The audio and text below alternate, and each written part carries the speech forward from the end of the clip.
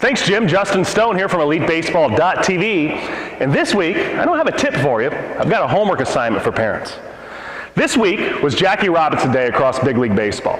And I'm really enjoying doing this podcast segment more than I ever have because I have a 7-year-old daughter that is in love with baseball.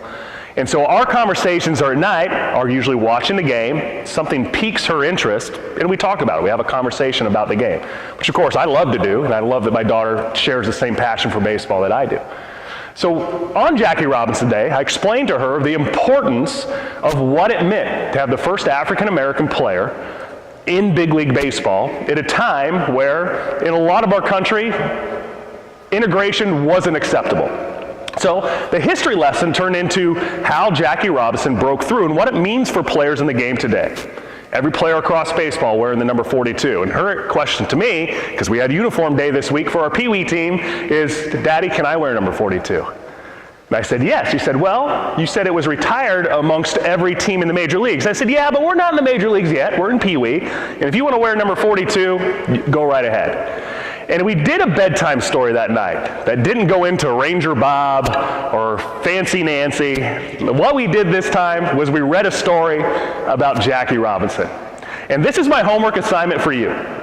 Pick out, in History for Kids, has a lot of good opportunities where you can pick this out easily for yourself, and search a very brief historical lesson about a player that maybe you or your own father, your own grandfather had interest in.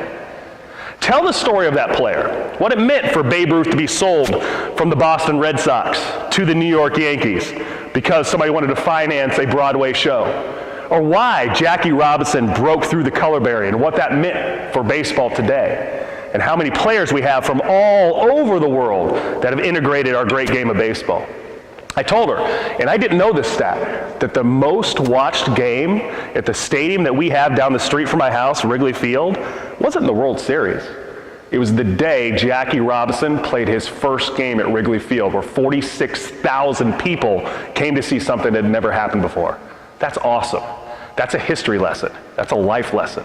And those are things that we can learn from baseball that go well beyond the power of sports and that connection that you can have with your child of just spending a little bit of time of something that of course they're not going to know because a lot of the history of the game, it's been going on for a long time and there's an infinite amount of lessons that you can teach through that. But that is one of the most powerful things that we have in sports, especially youth sports, is those life lessons that we can learn from it. So that's your homework assignment for as a parent. Pick something out that maybe you were interested in as a child. I told the story of why my mother loved Mickey Mantle.